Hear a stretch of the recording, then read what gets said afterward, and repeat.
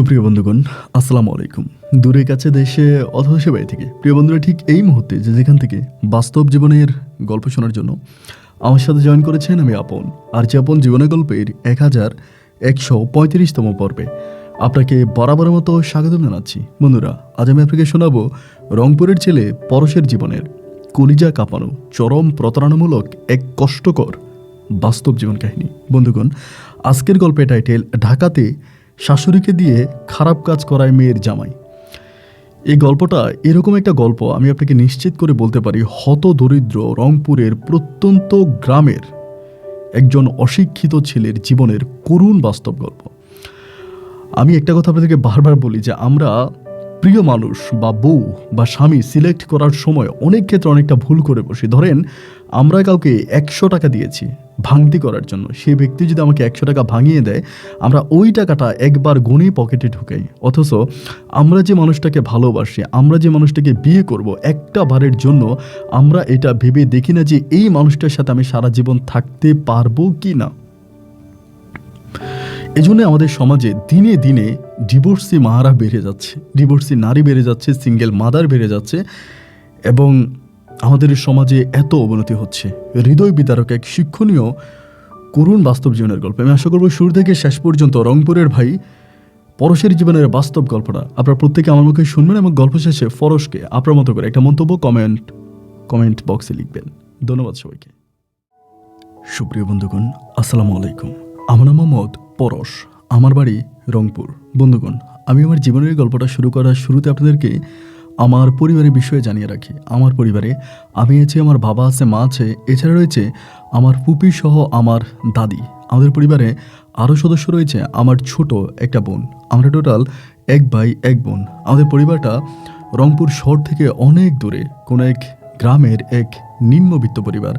আমার বাবা পেশায় একজন কাঠ মিস্ত্রি। আমি খুব ছোটোবেলা থেকে দেখে আসছি আমার বাবা কাঠের মিস্ত্রি, মানে প্রথমত বিভিন্ন বাড়িতে গিয়ে আমার বাবা কাঠ দিয়ে বিভিন্ন ধরনের ফার্নিচার তৈরি করে দেয়। আমার বাবার নিজস্ব কোনো দোকান নাই বা নিজস্ব কোনো ব্যবসা প্রতিষ্ঠান নাই। মানুষের বাড়িতে যায় এবং মানুষ গাছ দেখায়, এই গাছ আমার বাবা কাটে এবং কাটার পরে গাছ চিরিয়ে এনে এরপরে ওই গাছ থেকে আমার বাবা কাঠ তৈরি করে, আর সেই কাঠ দিয়ে বিভিন্ন ধরনের ফার্নিচার আমার বাবা তৈরি করে। এক কথায় আমার বাবাকে একজন দিনমজুর কাঠ মিস্ত্রি বলা চলে। ছোটোবেলা থেকে আমার বাবা এই কাজটা করে আসছে এবং আমিও ছোটোবেলায় ঠিক বেশি দূর পর্যন্ত পড়াশোনা করতে পারিনি। আমার অত দূর পর্যন্ত পড়াশোনা করা হয়নি। আমি ছোটোবেলা থেকে আমার বাবার সাথে এই কাঠ মিস্ত্রির কাজে জড়িত থাকি। আমি মিস্ত্রির কাজটা শিখি।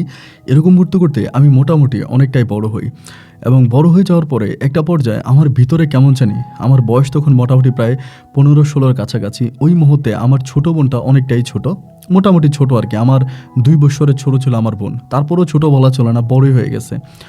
তো আমার ছোটো বোনটাও ওরকম করে পড়াশোনা করেনি, কিন্তু মাশাআল্লাহ আমার ছোটো বোন দেখতে অনেক সুন্দর ছিল। আমি কিন্তু অতটা সুন্দর ছিলাম না, আমার ছোটো বোন দেখতে অনেকটা সুন্দরই ছিল। এরপরে দেখা গেল কি যে আমি আব্বার সাথে এরকম যাইতাম, বনে জঙ্গলে গিয়ে কাঠ কাটতাম এবং এটা তারপরে হচ্ছে কাঠ তৈরি করে ফার্নিচার বানাতাম।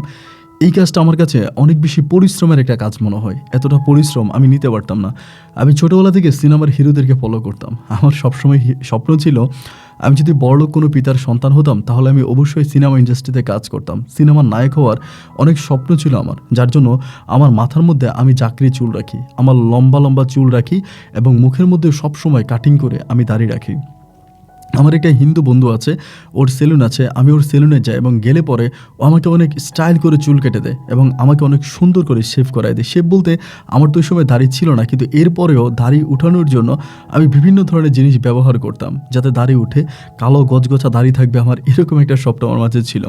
কিন্তু ছোটোবেলা থেকে আমার মোটামুটি আমি দেখতে শুনতে অনেকটা বড় হয়ে গেছি এরকমটা, কিন্তু আমি দেখতে অতটা সুন্দর না, একটু কালো বর্ণের ছিলাম, কিন্তু শরীরের দিক থেকে অনেকটা ভালো ছিলাম। তো এরকম করতে করতে বাবার সাথে কাজ করি না, একটা সময় হঠাৎ করে মনে হলো যে আমি আর বাবার সাথে কাঠমিস্ত্রি কাজ করব না, বাবার সাথে এরকম জঙ্গলে ঘুরে ফিরে ওখান থেকে কাঠ এনে ফার্নিচার বানিয়ে আমি আমার জীবিকা অর্জন করব না, আমি অন্য কিছু একটা করব। কিন্তু অন্য কিছু একটা কি করব ওই মুহূর্তে আসলে খুঁজে পাচ্ছিলাম না যে কি করা যায়। এমন করতে করতে হঠাৎ করে মাথার মধ্যে আমার একটা অন্যরকম আইডিয়া চলে আসছে। আইডিয়াটা ঠিক এরকম, আমি চিন্তা করলাম আমার যে হিন্দু বন্ধু আছে ও যে সেলুনে চাকরি করে, তা ওর সেলুনের মধ্যে ও কিছুদিন আগে একটা মুসলিম ছেলেকে আনছিল, মানে ওর হেল্পার হিসাবে। তো ওই ছেলেটা হেল্পারে কাজ করতো। তো এটা নিয়ে অনেকে অনেক কথাবার্তা বলতো, যেহেতু গ্রাম ছিল সবাই বলতো যে সেলুনের কাজ আবার মুসলিম ছেলেরা করে নাকি, এটা তো হিন্দুদের কাজ, এটা মুসলমানরা কেন করবে।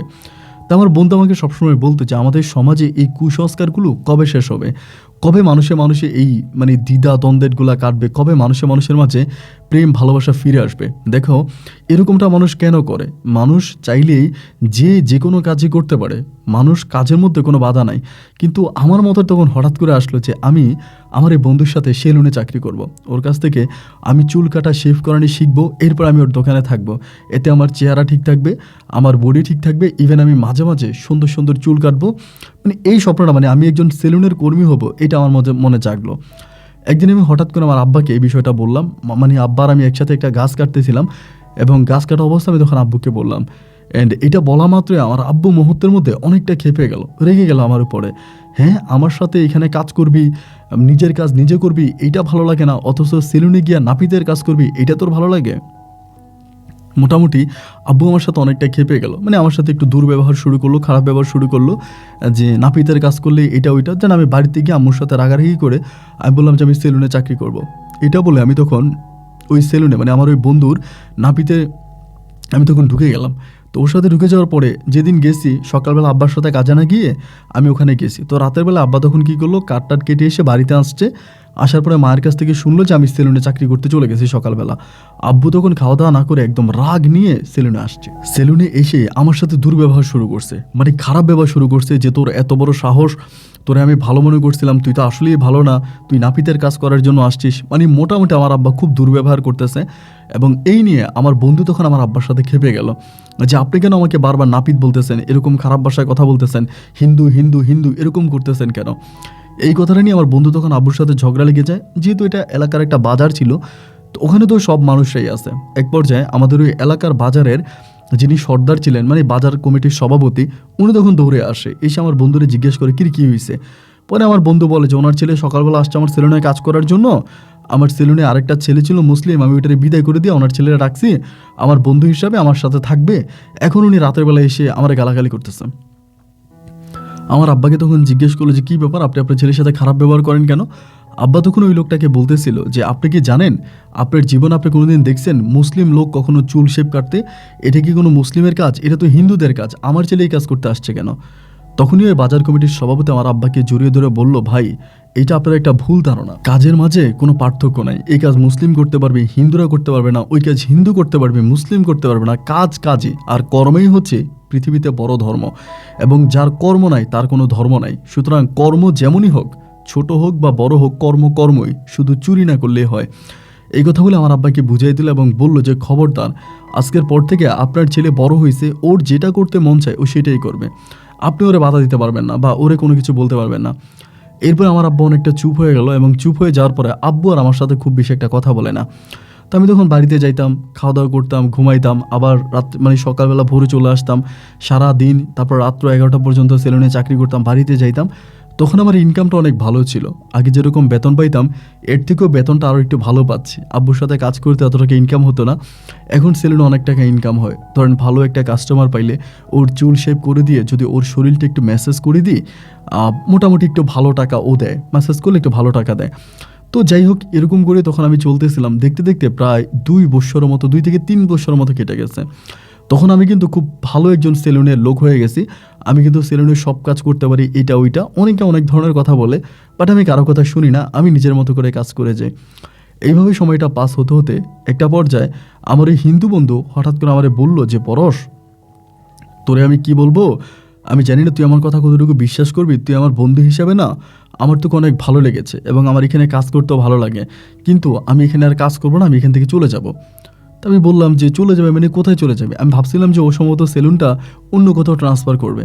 ও বলে যে না, আমি আর এই সেলুনের কাজই করব না, আমি ডিরেক্টলি হচ্ছে মানে ইয়েতে চলে যাব, বিদেশ চলে যাব। তখনও সৌদি আরবে যাবে, ওটা নাকি কে বলছে সৌদি আরবের ভিসা দিবে এবং সৌদি আরবে সেলুনের কাজ করে আরও অনেক বেশি টাকা ইনকাম করা যায়, এরকমভাবে ওরে বলছে। এখন বলার পরে ও তখন সিদ্ধান্ত নিল যে সৌদি আরবে চলে যাবে।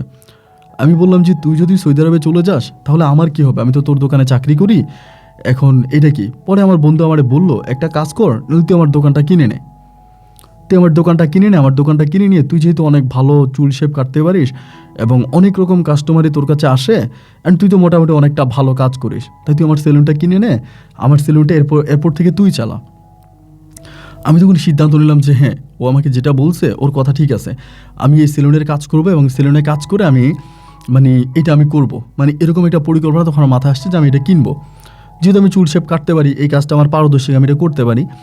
দেন এরপর আমি তখন আমার বাড়িতে এসে, আমার কাছে কিন্তু জমানোর টাকা নেই, আমি মাস শেষে যা ইনকাম করতাম এই সবই বাড়িতে না আম্মার কাছে দিয়ে দিতাম। ছোটো বোন আছে, পরিবার আরও মানুষরা আছে, ওরা খাইতো। আমি কখনো টাকা পয়সা বাজে পথে বা খারাপ পথে নষ্ট করতাম না। আমি এরকম একটা ছেলে ছিলাম ভাই, আমি কখনো একটা সিগারেট পর্যন্ত টান দিই নাই, একটা সিগারেট আমি টান দিই নাই, এরকম একটা ছেলে আমি ছিলাম। পরে আমি চিন্তা করলাম যে ঠিক আছে, আমি তাহলে এটাই করব, এটাই ভাবলাম যে আমি অবশ্যই সেলুনটা কিনবো। তো এটা নিয়ে আমি তখন আম্মুর সাথে কথা বলি, কারণ এই পর্যন্ত কিন্তু এতগুলো বছর আমি আম্মুর কাছে যেই টাকা দিছি এরকম 50টা সেলুন কিনা যাবে, এত টাকা আমি আমার মাকে দিছি প্রতি মাসে ইনকাম করে, নিজের কাছে কোনো টাকা রাখি নাই। পরে মারে বললাম যে মা, আমি এমনি সেলুনটা কিনবো, আমার বন্ধু তো সেলুনটা সেরে সৌদি আরবে চলে যাবে, আর আমি এটা চালাবো। আমার মা তখন আমাকে বলে, সেলুনে চাকরি করছিস, এতদিন কিছু বলি নাই, এখন তুই সেলুনের মালিক হবি, নাপিতের মালিক হবি তুই। মোটামুটি আমার সাথে খুব দুর্ব্যবহার শুরু করলো। ওই কথায় কথায় সেলুনের কাজ করাটাকে নাপিতের কাজ বলে, ছোট লোকের কাজ বলে, ওইটার চেয়েও নিকৃষ্ট আর কোনো কাজ মনে হয় দুনিয়াতে হতেই পারে না। আমি তখন মায়েরে বললাম যে মা, তুমি এরকমটা কেন করতেছো, তুমি কেন বুঝতেছো না, কাজ তো কাজে, আমি আজকে এত বছর ধরে এই সেলুনে কাজ করি, তা তুমি এখন আমাকে এটা করতে কেন মানা করবা বলো। আমার মা একটা কথাই বললো যে না, আমি তোকে সেলুনে কাজ করতে দিব না, করছিস আর এটা কি না প্রশ্নই আসে না। ওই সময় বুঝতে পারলাম যে আম্মু আমাকে টাকা দিবে না, আমাকে টাকা দিবে না। আম্মু এই টাকা দিয়ে কি করছে আমার আম্মুই ভালো জানে, কারে দিছে না কি করছে আমি জানি না, নাকি আমার বোনকে বিয়ে দেওয়ার জন্য জমা রাখছে। পরে আমি বললাম যে তাহলে তুমি আমাকে সেলুনটা কিনতে দিবা না। আম্মু আমাকে বলে না।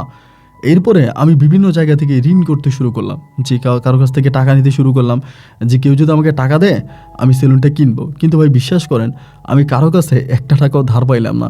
ধারে সেলুন কেনার জন্য অনেকের কাছে টাকা চাইলাম, কিন্তু মোটামুটিভাবে কেউই আমাকে টাকা দিতে রাজি হলো না, আমাকে কেউ টাকা দিল না। একটা পর্যায়ে এরকম হলো যে আমি শেষ পর্যন্ত বাধ্য হয়ে আমার মায়ের পায়ে পর্যন্ত ধরছি যে আমাকে টাকাটা দাও, আমি সেলুনটা কিনবো। কিন্তু মা আমাকে আর টাকা দিল না। আমার বন্ধু তখন আমাকে বলতেছে, দেখ আমার যদি বিদেশের টাকা ম্যানেজ হয়ে যেত তাহলে আমি সেলুনটা তোরে ফ্রিতে দিয়ে চলে যেতাম, তুই আমার পরে টাকা দিতে সমস্যা নাই। কিন্তু আমার তো বিদেশের টাকা এখনও ম্যানেজ হয় নাই, আমার এখনও টিকিট কাটা হয় নাই, আমার অনেক খরচ আছে। তো যার জন্য আমি সেলুনটা বিক্রি করে কিছু ক্যাশ টাকা নিব এবং এরপরে আমি চলবো।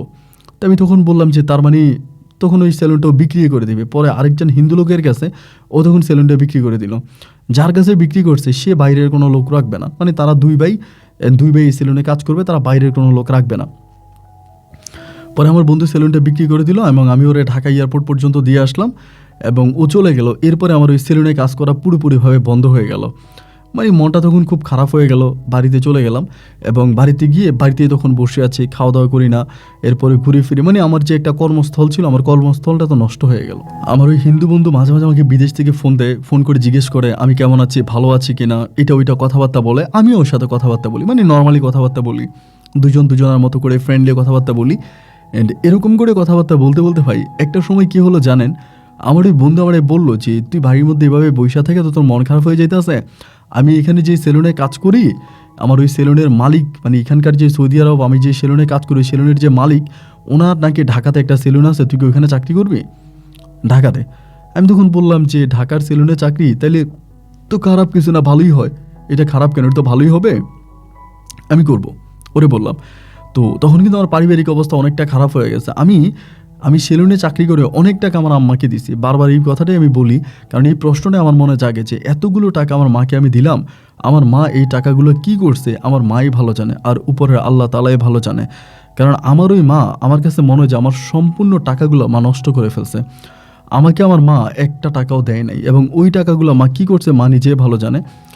পরে আমি আমার বন্ধুর সাথে কথাবার্তা বলার পর তখন আমাকে ঢাকায় একটা ঠিকানা দেয় এবং একটা ফোন নাম্বার দেয়। আমি তখন ফোন করি, একজন ভদ্রলোক রিসিভ করে, তিনিও মুসলমান। পরে আমার বলে, ভাইয়া সেলুনটা তো আমি চালাই, সৌদি আরব থেকে বলছে আপনারা কি কাজ করবেন, আমার সেলুনে লোক লাগবে, পারলে চলে আসেন, আপনি এই কাজ করতে পারেন কি না। আমি বললাম হ্যাঁ ভাই আমি সব কাজ পারি। বলে ঠিক আছে তাহলে আপনি আসেন। পরে আমি ওনার ওইখানে গেলাম, ওদের ওইখানে গেলাম, ঢাকাতে যাওয়ার পরে মিরপুরের ওইদিকে ছিল আপনার কাজলার ওইদিকে ছিল হচ্ছে ওনার সেলুনটা। পরে ওখানে গেছি, যাওয়ার পরে দেখলাম যে হ্যাঁ সেলুন মোটামুটি ভালো আছে, উনি সহ আরও 2জন ছেলে কাজ করে, তো আমি সহ 3জন। পরে আমি গেলাম, উনি আমার কাজ দেখলো, কাজ দেখে বলতেছে যে মাশাআল্লাহ পরশ ভাই আপনি তো ভালোই কাজ করেন, আচ্ছা সমস্যা নাই, আপনাকে আমি রেখে দিলাম। এই বলে তিনি তখন তার সেলুনে আমাকে পার্মানেন্টলি রেখে দিল, যে ওনার সেলুনে আমি কাজ করবো না, আমাকে রেখে দিল, আমি ওনার সেলুনে থেকে গেলাম। এরপর থেকে আমি সেলুনে কাজ করতেছি, ভালোভাবে চলতেছি। 2 দিন পর্যন্ত ওনার বাসায় ছিলাম, ওনার বাসায় থাকতাম, ওনার বাসায় খাইতাম 2 থেকে 3 দিন। এবং 3 দিন পর উনি বলতেছে যে দেখো ভাই, আমার বাসায় তুমি থাকাটা ভালো দেখায় না, আমার ওনার মেয়ে আছে, ছেলে আছে, বা বাসাটা অনেকটা ছোট, তো আমি ওই ড্রয়িং রুমে ঘুমাইতাম, এটা ভালো দেখাইতো না। ওনার ছেলে মেয়েরা যাতায়াত করতো আমার উপর দিয়া, আমার ওয়াশরুমে যাইতো আমার উপর দিয়া পা দিয়া। তো উনি আমারে বললো একটা কাজ করো, আমার এখানে আরও 2টা ছেলে আছে, ওরা যেখানে থাকে তুমি সেখানেই থাকো। পরে আমি বললাম যে ওরা কোথায় থাকে তা তো জানি না। উনি বলো ওদের সাথে কথা বলো। পরে ওদেরকে জিজ্ঞেস করলাম যে ভাই তোমরা কোথায় থাকো, তোমাদের সাথে আমি থাকবো। পরে তারা বললো যে তারা ওইদিকে, মানে আমাদের সেলুনের ওইদিকেই একটা ঘরে থাকে, কিন্তু ওইটা ব্যাচেলার ঘর, ওইটা মানে মেস সিস্টেম করে তারা থাকে, কিন্তু ওখানে রান্না বাড়ার কোনো ব্যবস্থা নেই, মানে কিচেনের কোনো ব্যবস্থা নেই, মানে কিচেন টোটালি নাই। তাই আমি বললাম যে কিচেন যদি না থাকে তাহলে খাওয়া দাওয়া কোথায় করো? বলে আমরা যে বিল্ডিংয়ে থাকি, দোতলায় থাকি আমরা, ওইটা নিচতলায় একজন আন্টি ভাড়া থাকে, নাম হচ্ছে সাদিয়া আন্টি, উনি রান্নাবান্না করে, আমরা ওনার কাছে খাই, এবং আরও আমরা কয়েকজন আসি, উনি একটু মেস সিস্টেম করে খাওয়ায়, মানে মেসের মতো করে উনি রান্নাবান্না করে অনেককেই খাওয়ায়, একটু হোটেলের মতো করে আর কি। পরে আমি দেখলাম যে আর এই জিনিসটা তো ভালোই, এটা তো আসলে খারাপ না যে এরকম মেস সিস্টেম করে খাওয়াইতে আছে, জিনিসটা তখন ভালোই লাগলো। পরে ওনাদের সাথে সারাদিন কাজ টাজ করে সন্ধ্যার সময় আমি আর ওই মালিকের বাসায় না গিয়ে আমার ব্যাগপত্র নিয়ে তখন আমি ওই আমাদের কর্মচারী যারা ছিল ওদের বাসায় গিয়ে উঠলাম। পরে আমাকে জানালার পাশে একটা ছোট্ট মানে আপনার একটা বেড বিছানোর জায়গা দিল, বিছনা বিছিয়ে আমি তখন ওইখানে থাকার ব্যবস্থা করলাম। পরে রাতে 9টার দিকে, রাত 11টার দিকে তখন বললো যে ভাই চলেন আপনাকে সাদি আন্টির সাথে পরিচয় করাই দিই, এবং ওনার এখানে আপনি খাওয়া দাওয়া করবেন। পরে এই প্রথম আমি সাদি আন্টির কাছে যাই, এবং ওনার কাছে গিয়ে দেখলাম যে উনি মোটামুটি অনেকটা ইয়াং আছে, মানে দেখি খুব বয়স্ক মনে হয়নি, মানে মোটামুটি অনেকটাই ইয়াং। পরে গেলাম, যে ওনাকে সালাম দিলাম, উনি আমার সালামের উত্তর নিল খুব সুন্দর করে। দেখে আমি বললাম যে, পরে বললো ওরা বলতেছে যে আন্টি আপনার জন্য নতুন কাস্টমার নিয়ে আসছি, ও আজকে থেকে আমাদের সাথে মেসে খাবে। পরে আন্টি বললো যে ঠিক আছে, ছেলেরা তো দেখতে ভালোই, তোমার বাড়ি কই? আমি বললাম আমার এই রংপুর। উনি বলে ওনার বাড়িও নাকি রংপুরের ওইদিকে, আমি যাই ডিটেলসে বলতে চাই না, কিন্তু রংপুরের ওইদিকে ওনার বাড়ি। পরে আমারে বলে তো তুমি তো আমার দেশি হয়ে গেলা, সমস্যা নাই। পরে আমি যে আচ্ছা ঠিক আছে। পরে ওনার এখানে আমি খাচ্ছি, আমার দোকান চালাচ্ছি, চলতেছি ভালোভাবে। এমন করতে করতে ওই সাদিয়া আন্টির সাথে আমার খুব ভালো একটা সম্পর্ক হয়ে গেছে। অন্যরা যারা ওখানে খাওয়া দাওয়া করে, উনি এদের থেকে আমাকে একটু স্পেশালি দেখে, ধরেন কোনো একটা মজার খাবার রান্না হয়েছে, এটা আমার জন্য আলাদা মানে পাটির মধ্যে রেখে দেয়, বা খাবার হইলে আমাকে খাওয়ায়, মানে আমাকে একটু উনি মানে ওনার দেশি হিসাবে একটু অন্যভাবে দেখে। আমার খাওয়া দাওয়া থেকে শুরু করে আমার যত কিছু আছে সব কিছুর প্রতি উনি অনেকটা কেয়ারিং থাকে, এবং আমাকে বলে যে ঢাকা শহর অনেক খারাপ একটা জায়গা, এখানে সবার সাথে মিশা যাবে না, কারোর সাথে টাকা পয়সা লেনদেন করা যাবে না, সন্ধ্যার সময় রাতের বেলায় বেশি রাতে বাসা থেকে বের হওয়া যাবে না, ছিনতাইকারী হয়, ডাকাতি হয়, ঢাকা শহরে হরেক রকমের মানুষ থাকে, বিভিন্ন জেলার বিভিন্ন থানার বিভিন্ন বিভাগের মানুষজন থাকে, এখানে তুমি বিপদে পড়ে যাবা। মানে মা যেমন করে একটা সন্তানকে গাইড করে, এই সাদিয়া আমার ওই আন্টি উনি আমাকে ওভাবেই গাইড করে, নিজের সন্তানের মতো করে। তা আমিও ওনার কথাবার্তা অনেক শুনি। মাঝে মাঝে সেলুনে আমি থাকলে উনি ফোন করে আমাকে বলে যে পরশ বাজার লাগবে, বাজার নিয়ে আসো। তখন আমি যাই, গিয়া বাজার নিয়ে আসি, মানে যখন যেটা বলে ওনার সব কথাই কিন্তু আমি শুনতেছি। এইভাবেই দীর্ঘ 6 থেকে 7 মাসের মতো ওনার আন্ডারে আমি কাজ করি। আর এদিক দিয়ে আমার পারিবারিক অবস্থা কিন্তু অতটা ভালো না, বাড়িতে টাকা পাঠাই, আর আমার বোনটা দেখতে শুনতে ভালো, তো ভালো কোনো বিয়ের ঘর আমরা পাই না, ওরকম একটা ভালো কোনো বিয়ের ঘর আসে না, যেহেতু আমরা অনেকটা গরিব।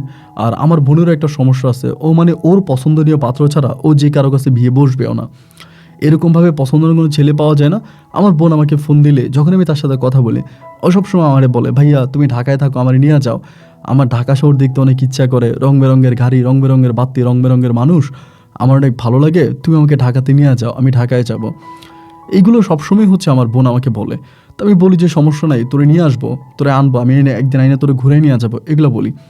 অ্যান্ড এই কথার মাঝে হঠাৎ করে একদিন ওই সাদি আন্টি আমারে বলতেছে যে, আমার বলে পরশ তোমার একটা কথা বলি, তোমার সাথে একটু কথা আছে, তুমি রাতের বেলায় খাওয়া দাওয়া শেষ করে একটু বইসো। পরে ওই রাতে আমি খাওয়া দাওয়া শেষ করে বসলাম যে উনি কি বলে ওনার কথা শুনবো। অ্যান্ড খাওয়া দাওয়া শেষ করে যখন বসছি, আমি জিজ্ঞেস করলাম যে কী হয়েছে আন্টি? উনি আমারে বলে, পরশ দেখো আমি তো এখানে মেস চালাই এবং দীর্ঘ বহু বছর ধরে আমি মেসটা চালাই, অ্যান্ড আগে অত কাস্টমার ছিল না, মোটামুটি কম ছিল বা কম ছেলেফেলারা খাইতো। এখন তো আমার কাস্টমার অনেক বেড়ে গেছে, কাস্টমারের চাহিদা অনেক বাড়ছে এবং কাস্টমার বাড়ার কারণে আমি একটু হিমশিম খেয়ে যাচ্ছি, আমার একটা মেয়ে দরকার। আমি বললাম যে কীরকম মেয়ে? বলে আমাকে একটু কাজে কামে হেল্প করবে, ওরকম একটা মেয়ে দরকার। এখন ঢাকা শহরে যেসব মেয়ে আছে ওইগুলোর তো বিশ্বাস করা যায় না। ধরো আমার ঘরে থাকবে, আমার সাথে খাবে, আমার সাথে থাকবে, আমার অনেক টাকা পয়সা বিছনায় পড়ে থাকে, খাটে পড়ে থাকে, এখানে থাকে ওইখানে থাকে, মানে লোভ নাই বা আমাকে বুঝবে শুনবে। আমাদের এলাকার যদি রংপুরের দিকের একটা মেয়ে হয় তাহলে ভালো হয়। অ্যান্ড তোমার আন্ডারে কি এরকম কোনো মেয়ে আছে যে মেয়েটারে তুমি আমার কাছে আইনা দিলে আমি আমার নিজের মেয়ের মতো করে রাখবো? এই কথাটা যখন উনি আমাকে বললো তখন আমার মাথায় হঠাৎ করে চলে আসলো, কি রে, আমার বোন তো আজকে অনেক দিন ধরে আমার বলতেছে যে ও ঢাকায় যাবে। এখন যদি এরকম একটা চাকরি আমি ওরে পাই, যেহেতু বিয়ে করতে রাজি হয় না বা বিয়ে বসে না বা ভালো কোনো পাত্রও পাওয়া যায় না, তাহলে আমি ওকে এখানে কাজে নিয়ে আসি, আমার এখানে কাজে নিয়ে আসি। এইরকম একটা চিন্তা ভাবনা আমি তখন আমার মাথার মধ্যে নিলাম। নেওয়ার পরে আমি তখন বললাম যে ঠিক আছে আন্টি, আমি আপনার কালকে জানাবো। এরপরের দিন আমি আমার বোনের সাথে যোগাযোগ করে রংপুরে। আমার বোন তখন বলে ও এক্সাইটেড যাওয়ার জন্য, আমাকে বলে ভাই আমি যাব, তুমি আমাকে নিয়ে যাও, আমার অনেক ইচ্ছে, আমি যাব, তুমি আমাকে নিয়ে যাও। মানে ও একরকম আসার জন্য কান্নাকাটি শুরু করছে যে ও আসবেই আসবে। পরে আমি বললাম আচ্ছা ঠিক আছে, সমস্যা নাই, তোরে আমি নিয়ে আসবো, আমি আন্টির সাথে আরেকটু কথাবার্তা বলে নিই।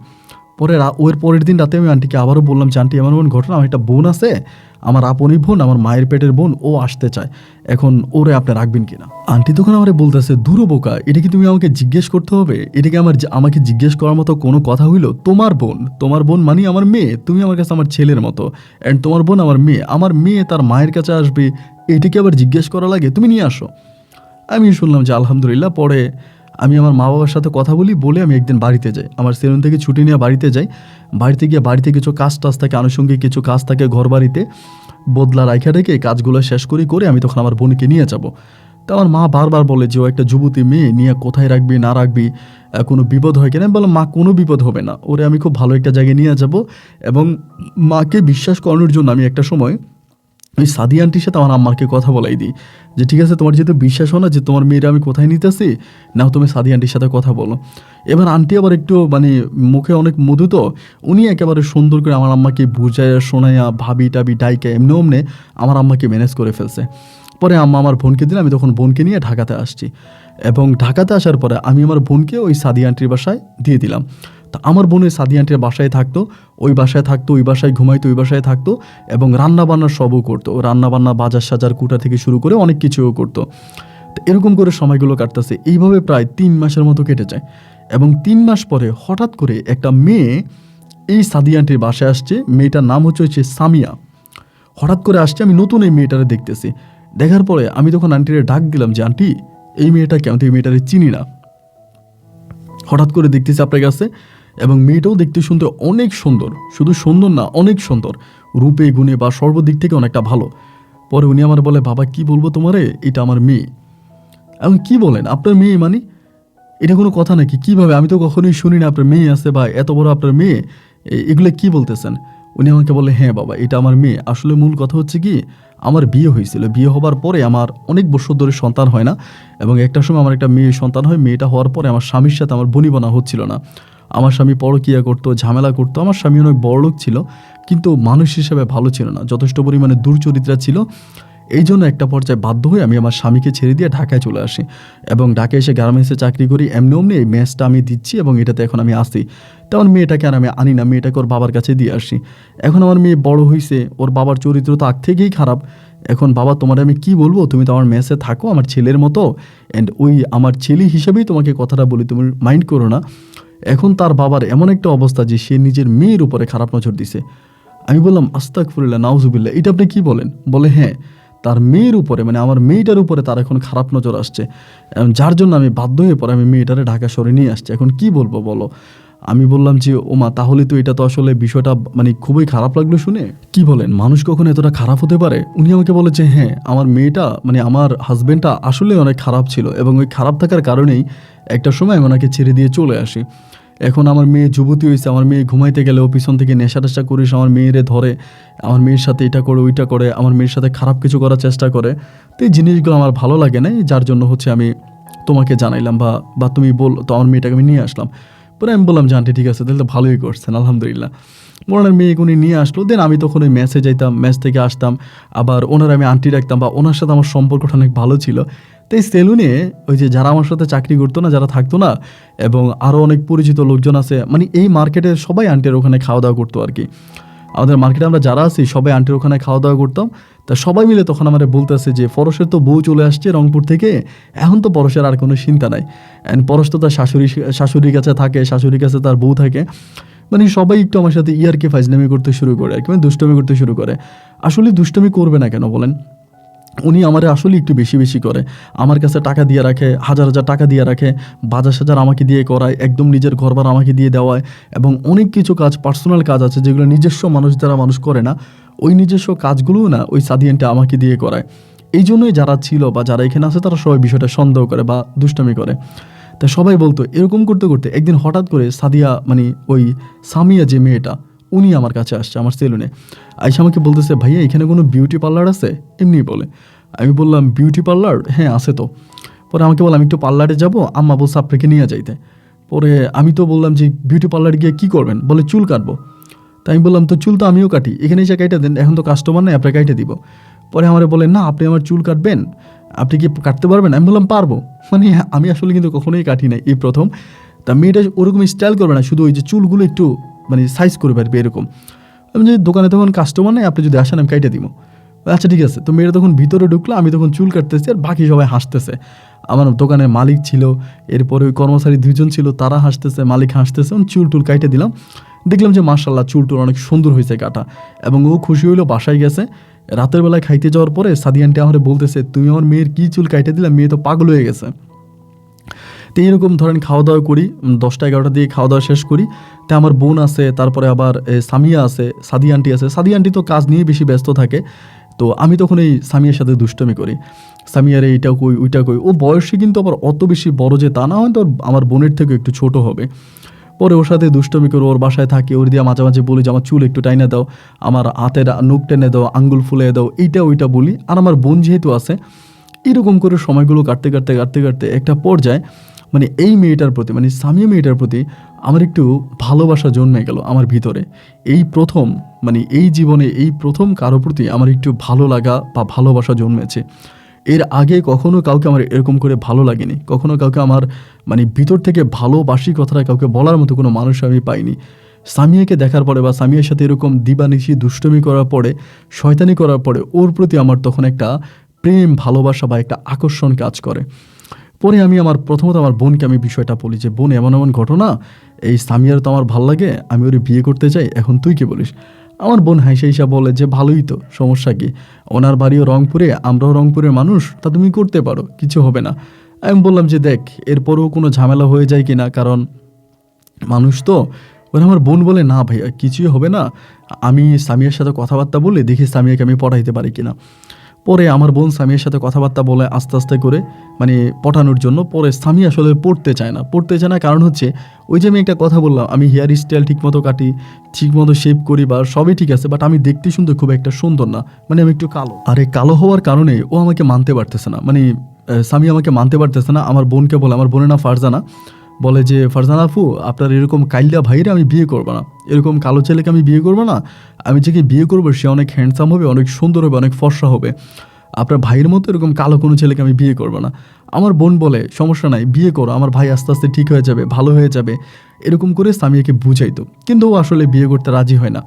এমন করতে করতে কয়েকদিন পর আমার বোন আমাকে বললো যে ভাইয়া একটা কাজ করো, তোমরা একটু বাইরে কোথাও ঘুরতে যাও, ধরো এইভাবে যদি ঘরের মধ্যে বসে থাকো বা ওকে তো এইভাবে পটানো যাবে না, অ্যান্ড তুমি তারে নিয়ে কোনো দিকে ঘুরতে যাও। আমি তখন বললাম যে আমি যদি সাদিয়া আন্টিরে বলি, তা সাদিয়া আন্টি তো তার মেয়েরা আমার সাথে এভাবে ঘুরতে যেতে দেবে না, উনি অনেক মাইন্ড করবে, বলবে আমি তার মেয়ের নিয়ে কোথায় যাই না যাই সন্দেহ করবে, অ্যান্ড তুই যদি যাস তাহলে ভালো হয়। পরে আমার বোন বলে, এখন কি আন্টি আমাকে সহ যেতে দিবে কি না? তুই একটু ম্যানেজ করে দেখ না, তুই যদি আন্টির সাথে আসিস অনেক দিন ধরে, আন্টি তো তোর কথা শুনবে। পরে আমারে বলে, আপনি তো আমার আগ থেকে আন্টির সাথে পরিচয়, আচ্ছা ঠিক আছে আমি কথা বলবো। পরে আন্টির সাথে কেমনে কথা বললাম, মোটামুটি আন্টিকে পটাই ফেলছে যে ঠিক আছে। আন্টি বললো যে আচ্ছা ঠিক আছে তোমরা ঘুরতে যাও, আমি যাবো এটা বলে নাই, বলছে আমি যাবো আর হচ্ছে সামিয়া যাবে, মানে বলতেছে যে ফারজানা বলে ও যাবে আর সামিয়া যাবে, আমি যাবো এটা বলে নাই। পরে উনি টাকা ঢুকে দিয়ে দিল যে তোরা সিরিয়াখানা ঘুরে এদিক সেদিক ঘুরে তারপর চলে আসবি। অ্যান্ড ওই মুহূর্তেই তখন আমার বোন আমারে ফোন দিয়ে বলতেছে আমার রেডি হয়েছে, আপনি বের হন। পরে আমি বের হয়েছি একটা সিএনজি নিয়ে। আমরা তখন প্রথমে চিড়িয়াখানাতে গেলাম এবং ওই চিড়িয়াখানায় যাওয়ার পরে আমি আমার মানে স্বামীর সাথে হাঁটতেছি, বিশ্বাস করেন সব লোক আমার দিকে তাকায় আছে। মানে স্বামী অনেক সুন্দরী ছিল, মানে ও যে পোশাক আশাক পরতো না, অনেক ভালো লাগতো, অনেক সুন্দর লাগতো। এরকম করে আমি ওর সাথে মিশতেছি বা খুব ক্লোজ হয়ে ওর সাথে আসি। এরকমভাবে সময়গুলো কাটতে কাটতে কাটতে কাটতে একটা পর্যায়ে দেখা গেল সারাটা দিন আমরা ঘুরলাম, চিড়িয়াখানায় গেলাম, বোটানিক্যাল গার্ডেনে গেলাম, দুপুরে আমরা একসাথে খাবার খাইলাম। এরপর আমার বোনুকে আদর করে ভাবি ডাকে, যে আমার সামিয়া ভাবি, আমার ছোট ভাবি, লক্ষ্মী ভাবি, এরকম করে ভাবি টাবি রাখতে রাখতে মোটামুটি কিছুটা ক্লোজ হয়ে গেছে, মানে অনেকটা ভালো হয়ে গেছে। এবং তারই কয়েকদিন পরে ওর মার সাথে ঝগড়া করতেছে যে আমার মোবাইল ফোন কিনে দাও, আমি অ্যান্ড্রয়েড ফোন কিনবো, আমি গেমস খেলবো, আমি এটা করবো ওইটা করবো, মানে ওর আম্মুর সাথে খুব ঝগড়া করতেছে মোবাইল ফোনের জন্য। মানে ওই দিন আমরা ঘুরে চলে আসি। এরপরে ঘটনা, পরে আমার বোন আমারে বললো একটা কাজ করো ভাইয়া, তুমি ওরা একটা মোবাইল ফোন কিনে দাও।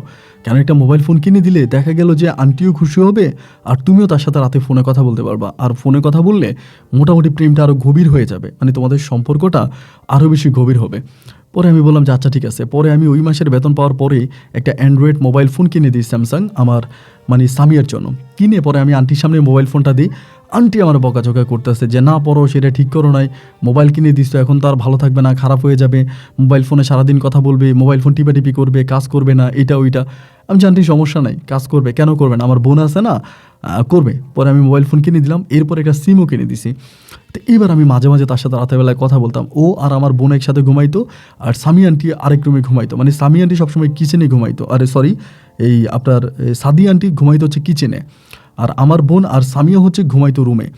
তো এই রুমে ঘুমাইতো আমার বোন আর ও। তো ও আমি যখন রাতেরবেলায় ফোন দিতাম এবং ফোন দিলে পর ও সারা রাত আমার সাথে কথা বলতো। আমরা দুজনের সাথে কথা বলতে বলতে মানে একজন আরেকজনের জন্য পাগল হয়ে গেছিলাম। ওরে আমি এত ভালোবাসছিলাম বলার মতো না, এবং ও আমাকে অনেক বেশি ভালোবাসছে। এইভাবে বেশি দিন যেতে পারে নাই এবং কিছুদিন পরেই তখন এই স্বামীর জন্য ভালো ভালো বিয়ের প্রস্তাব আসতে থাকে। যেহেতু দেখতে শুনতে ভালো ছিল, চেহারা মায়াবী ছিল এবং গুলুগুলু টাইপের ছিল, বিভিন্ন ভালো ভালো বিয়ের প্রস্তাব আসতে থাকে। এখন এভাবেই বিয়ের প্রস্তাব আসতে আসতে পরে আমার বোনের আমি বললাম যে কী করা যায়। আমার বোন বলে ভাইয়া আমি কি বলবো বুঝতেছি না, সাদি আন্টি তোমাকে মেয়ের জামাই হিসেবে মেনে নেবে কি না, কারণ উনি কিন্তু ওই সময় কোথায় একটু জায়গাও কিনছে, মানে ঢাকার কোন জায়গায় একটা জায়গা কিনছে, ফ্লট কিনছে এবং উনি ওখানে বাড়ি বানাবে, একরকম উনি ঢাকার বাড়িওয়ালা হয়ে যাবে। তো আমাকে বলে যে আসলে আমি কিভাবে বলবো যে আন্টি তোমাকে মেনে নেবে কি না, আমি তো বুঝতে পারতেছি না, কারণ আন্টির মোড মেশান বা কথাবার্তা বলার স্টাইলগুলা যেমনটা আমার কাছে মনে হয়েছে, আমি আসলে শিওর না যে উনি তোমাকে মেনে নেবে কিনা বা ওনার মেয়েকে তোমার কাছে বিয়ে দেবে কিনা। আমি তখন বোনের কাছে খুব কান্নাকাটি করি, কারণ আমি স্বামীকে ওই সময় এতটাই ভালোবাসি যে আমি অ্যাকচুয়ালি ওরে ছাড়া আর কোনো কিছু চিন্তা করতে পারি না, ওরে হারালে আমি মরে যাব। আমি ওর জন্য আমার বোনটার পর্যন্ত বয়স শেষ হয়ে যাচ্ছে, আমার বোনটার আমি বিয়ে শাদী দিই না, ওই ঘরে রেখে দিছি শুধুমাত্র স্বামীকে বিয়ে করার জন্য, আমি কি বিয়ে করবো এই জন্য। পরে আমার বোন কী করলো যে আচ্ছা ঠিক আছে আমি আন্টির সাথে কথা বলবো এবং আন্টি কী বলে আমি তোমাকে জানাবো। এই বলে আমার বোন মনে হয় রাতের বেলা আন্টির সাথে কথা বলে, মানে সাদি আন্টির সাথে কথা বলে, এবং বলার পরে পরের দিন আমি যখন নাস্তা করতে আসি পরে আন্টি আমাকে বলে যে আজকে দুপুরে তুমি তাড়াতাড়ি একটু আইসো বা তোমার মালিককে বইলে আইসো, আমার সাথে তোমার একটু কথা আছে। পরে আমি ভাবলাম, আমার বোনের বললাম কী রে, আমার বোন বলে সমস্যা নাই রিল্যাক্স, আমাকে এটা বললো, ইশারা দিল। পরে তো আমি রিল্যাক্সে রইলাম যে ঠিক আছে কী হয়ে দেখি। অ্যান্ড এরপরে আমি হচ্ছে স্বামী আন্টির কাছে গেছি দুপুরবেলা, এই সাদি আন্টির কাছে গেলাম দুপুরবেলা খাওয়া দাওয়া করে। অ্যান্ড খাওয়া দাওয়া করার পর আমি আগেই সেলুনে বলে গেছি যে আমার আসতে 1 ঘন্টা সময় লাগবে। পরে উনি আমাকে একটা রুমের মধ্যে ডাক দিল, মানে রুমের মধ্যে ডাক দিয়ে নিল, ডাক দিয়ে নিয়ে দরজা আটকে আমারে বলতেছে ফারজান আমার একটা কথা বললো আজকে, এটা কি সত্যি, এমনি বললো। আমি তখন নিচের দিকে তাকিয়ে আসছি, আমি বললাম যে জি আন্টি সত্যি। বলে ওর সাথে তোমার সম্পর্ক কত দিনের? আমি বললাম আন্টি আজকে অনেকগুলো মাস ধরে ও আমাকে ভালোবাসে এবং আমি ওকে ভালোবাসি, আমাদের দুজনের মাঝে মোটামুটি অনেক গভীর একটা সম্পর্ক। পরে বলে তুমি ওর বাবার সম্বন্ধে কতটুকু জানো? আমি বললাম আমি কি তোর বাবার সম্বন্ধে কিছু জানি না। পরে বলে ওর বাবা যথেষ্ট পরিমাণের খারাপ চরিত্রের একটা মানুষ এবং শুধু ওই বেটার চরিত্র খারাপ হওয়ার কারণেই আমি আমার মেয়েটাকে আমার কাছে নিয়ে আসছি, মানে আমার কন্ট্রোলে মেয়েটাকে রাখছি। তো বাবা দেখো আসলে কি বলবো বুঝতে পারতেছি না, তুমি আমার বাসায় এতদিন ধরে আসো, সত্যিকার অর্থে আমি তোমাকে আমার ছেলের মতো দেখি। আমি এটাই চিন্তা করি যে তুমি আমার একটা ছেলে এবং ছেলে হিসাবে আমি তোমাকে আদর সমাদর করি বা আমি তোমাকে আমার কাছে রাখছি। এখন বড় কথা হচ্ছে আমার মেয়ের জন্য ভালো ভালো বিয়ের প্রস্তাব আসে বিভিন্ন জায়গা থেকে, এরপরও তুমি যদি চাও আমি তোমার কাছে বিয়ে দিতে পারি, তবে আমার একটা শর্ত আছে। আমি তখন বললাম যে আন্টি কিসের শর্ত? বলে শর্তটা হচ্ছে এইটা, আমার মেয়ে আমার কাছে থাকবে, আমার মেয়ে আমার কাছে থাকবে, তুমি আমার মেয়েকে কখনো সন্দেহ করতে পারবা না, তুমি আমার মেয়ের সাথে কখনো খারাপ ব্যবহার করতে পারবা না, এবং আমার মেয়ে ঠিক যেভাবে চলাফেরা করতে চায়, যেখানে থাকতে চায় তাকে সেখানে রাখতে দিতে হবে, যেভাবে চলাফেরা করতে চায় সেভাবে চলাফেরা করতে দিতে হবে, তার ব্যক্তিগত কাজে তুমি কখনো বাধা হয়ে দাঁড়াইতে পারবা না। পরে আমি বললাম যে না আন্টি, আমি তার ব্যক্তিগত কাজে কখনো বাধা হব না। আমি কেন বাধা হব? আমি তার ব্যক্তিগত কাজে কখনো বাধা হব না। পর বলে এটা মাথায় থাকবে তো? আমি বললাম হ্যাঁ থাকবে, কেন থাকবে না। আমি তার ব্যক্তিগত কাজে কখনো বাধা হব না এবং আমি তাকে কখনো কোনো কিছুতে বাধা দিব না। উনি বলে অবশ্যই আমার মেয়ে তোমার সাথে রংপুরে যাবে না, ও গ্রামে থাকবে না, ও সারা জীবন শহরে আমার সাথেই থাকবে। যেহেতু আমার আর কোনো ছেলে মেয়ে নাই, ও আমার সাথে থাকবে, ওকে আমার সাথে রাখতে দিতে হবে। আমি বললাম আচ্ছা ঠিক আছে, আমি আপনার এই প্রস্তাবও মানলাম যে ও আপনার সাথে থাকবে, আপনি এখানেই থাকবে, সমস্যা নেই। এরকম করে তখন আমি এই জায়গায় ওরে রেখে দিলাম। রেখে দেওয়ার পরে তখনও কি হলো, মানে পারিবারিকভাবে না একরকম ছোটোখাটো করে আমার ওই সেলুনের মালিক দু একজন লোক মিলে একদম গোপনীয়ভাবে, মানে এটা আন্টি কেন যে পাবলিক করে নেয় আমি তখন বুঝি নাই, খুবই গোপনীয়তা রক্ষা করে তখন এই স্বামীর সাথে আমার বিবাহ হয়। উনি কাজী ডেকে আনে এবং কাজীর মাধ্যমে আমরা দুজনে কলমা করি এবং কলমা পড়ে আমি তখন বিয়ে করি। এবং বিয়ে করার সময় উনি ওনার মেয়ের বিয়ে, আমি একটা গরিব মানুষ ছিলাম, আমার সাধ্য সামর্থ্য অনেক কম, এরপর উনি 4 লক্ষ টাকা কাবিন দেয়। মানে 4 লক্ষ টাকা কাবিনে ওনার মেয়েকে বলে যে এর থেকেও নাকি উনি ভালো টাকা কাবিন পাইতো অন্য কোথাও বিয়ে দিলে। তো উনি আমাকে 4 লক্ষ টাকা কাবিনে বলে যে তুমি 4 লক্ষ টাকা দিয়ে বিয়ে করো। পরে 4 লক্ষ টাকা কাবিনে আমি তখন স্বামীকে বিয়ে করি এবং বিয়ে করার পরে দেন আমি তখন আর ওই মেসে থাকি না, আগে যে মেসে থাকতাম ওখানে থাকি না, আমি ওই ঘরের মধ্যেই থাকি, ওই রুমের মধ্যেই থাকি। তো ওই আন্টির যে ফ্ল্যাট আছে নিচতলায় থাকি, ওনার সাথেই থাকি, স্বামীর সাথেই থাকি। আমার আমার বোন আর আন্টি তখন এক রুমে থাকতো, আমার শাশুড়ি আর আমার বোন এক রুমে থাকতো, আর আমি আর এক রুমে স্বামীকে নিয়ে থাকতাম। এইভাবে সময়গুলো কাটতে কাটতে একটা সময় স্বামী হচ্ছে বেবি কনসেপ্ট করে। এন্ড ও যখন বাচ্চা কনসেপ্ট করে তখন আমার মানে এদিক দিয়ে কিন্তু আমার বোনকে বাড়িতে নিয়ে যাওয়ার জন্য আমার আব্বা আম্মা পাগল হয়ে গেছে যে আমার বোন কেন যায় না। আর আমার বোন না আর বাড়িতে যেতে চায় না। আমি ওর অনেকবার বলছি যে তুই বাড়িতে চলে যা, আব্বা আম্মা তোর বিয়ে দিব, তোর তো বয়স হয়েছে। মানে ও আসলে বিয়ে করতে চায় না, কেন যে ওর ভিতরে এই সমস্যাটা ছিল আমি না বুঝি না। ও বলে ভাই আমি বিয়ে করবো না, আমার বিয়ে করতে ভালো লাগে না, আমার বিয়ে করার প্রয়োজন নাই, আমি এভাবেই থাকবো, তুমি আমাকে বিয়ের জন্য প্রেশার দিও না, আমি বিয়ে করবো না। এখন ওর কি কারোর সাথে রিলেশন ছিল কিনা বা কারো কাছ থেকে কেউ আঘাত খেয়েছে কিনা বা ওর শারীরিক কোনো সমস্যা আছে কিনা এগুলো কিন্তু আমি কিছুই জানি না। শুধু একটা জিনিসে জানি ও বিয়ে করতে চায় না, ওকে জোর করে আমরা কোথাও বিয়ে দিতে পারবো না, ও বিয়ে করবেই না, ওর কথাও বিয়েই করবে না। আচ্ছা যাই হোক, মেনে নিলাম যে ঠিক আছে বিয়ে করবে না, ও ওর মতো করে থাকুক। পরেও এই বাসা রয়ে গেল। আমি তখন স্বামীর সাথে সংসার করতেছি, আমার স্বামীর ঘরে আমার একটা মেয়ে সন্তান হয়েছে। আমার মেয়েটা হওয়ার সময় আমার আম্মা তখন আসছিল গ্রাম থেকে, রংপুর থেকে। আমার আম্মা আমার শাশুড়ির হাতে পায়ে ধরে বলল যে আমার মেয়েটাকে ফারজানারে আপনি বুঝান, আমি ফারজানাকে নিয়ে যেতে চাই, কারণ হচ্ছে ও এখানে থাকবে আর কত, তো বয়স হয়ে যাচ্ছে, বুড়ি হয়ে যাচ্ছে, তো বিয়ে দেওয়া দরকার। আন্টি বুঝাইলো, আমার বউ সামিয়া বুঝাইলো, আমি বুঝাইলাম, কিন্তু আমার বোন গ্রামে যাবেই না, মানে ও যাবেই না, বিয়েও করবে না, একই কথা এটা। পরে ওইখানে পড়ে আসে, এরকম করে সময়গুলো কাটতে কাটতে আমার বোন কিন্তু আমাকে অসম্ভব ভালোবাসতো। কোনো বোন তার ভাইকে এরকম করে ভালোবাসতে পারে আমি এটা কখনো মানে দেখি নাই আর কি। আমার বোন আমাকে মাঝে মাঝে আমাকে একটা কথা বলতো, আমি কথাগুলো এখনও উপলব্ধি করতে পারি, তখন হয়তো বুঝতে পারি না। আমার বোন আমাকে বলতো আমি যদি ঢাকা শহর ছেড়ে চলে যাই তাহলে আমার ভাইটা বড় বিপদে পড়ে যাবে, আমার ভাইটা অনেক বোকা শোকা, এগুলো আমাকে বলতো। মানে অনেকের কাছে বলতো, আমার কাছেও বলতো যে ঠিক আছে সমস্যা নেই। পরে ওর সাথে আমি থেকে গেলাম, আমার বোন এবং আমার একটা তখন এই সামিয়ার গেলাম একটা মেয়ে সন্তান হয়েছে। এবং মেয়ে বাবুটা হওয়ার পরে তখনও কিন্তু ওই সাদি আন্টি ওইখানেই আসে, আমার শাশুড়ি ওইখানেই আসে, ব্যবসা বাণিজ্য করে, উনি আশেপাশে অনেক বিজনেস শুরু করতেছে। তো এরকম করে তখন সময়গুলো কাটতেছে। এই বিয়েটার ধরেন আমার মেয়েটা হওয়ার 7 থেকে 8 মাস পরের কিছু ঘটনা আপনার সাথে শেয়ার করি। 7 থেকে 8 মাস পরে মাঝে মাঝে আমি দেখতাম যে আমার ওই আন্টির বাসায় মানে বিভিন্ন ধরনের মেহমান আসতো। মেহমান বলতে কি কীরকম জানেন, মানে অনেক মেহমান আসে না, যে মানে মেহমান আসতো, উনি বলতো যে রংপুর থেকে আমার একটা মেহমান আসছে। তো এটা বলতো যে বাবা তুমি আজকে চলে যাও, তুমি যদি ওর সাথে থাকো তাহলে তো আমাদের 2টাই রুম, এক রুমে তো আমি আর তোমার বোন থাকি, আরেক রুমে তুমি তোমার বোন নিয়ে থাকবা, এটা কীভাবে, তুমি চলে যাও মেসে গিয়া থাকো দোতলায়, আমরা আজকে 3 জনে এক রুমে থাকবো, আরেক রুমে আমরা মেহমানকে থাকতে দিব। এই কথা আমার শাশুড়ি আমাকে বললো।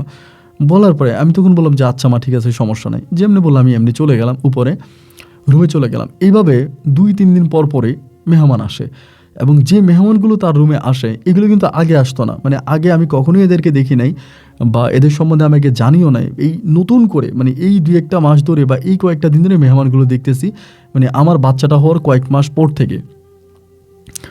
পরে মেহমান আসতেছে, মেহমান আসার পরে মেহমান আসতেছে, মেহমান থাকতেছে, এবং যেই মেহমানগুলো আসে এরা অনেক বড় লোক, দামি দামি গাড়ি নিয়ে আসে, অনেক দামি দামি পোশাক আশাক পরে, মানে ওদেরকে দেখে মনেই হয় না যে এরা সামিয়া আন্টি, মানে এরা সাদিয়া আন্টির মেহমান হতে পারে বা সাদিয়া আন্টির সাথে এদের কোনো সম্পর্ক আছে। মানে এরকম আমার কাছে মনেই হয় না যে ওরা এত বড় লোক, নিজেরা ড্রাইভার নিয়ে আসে।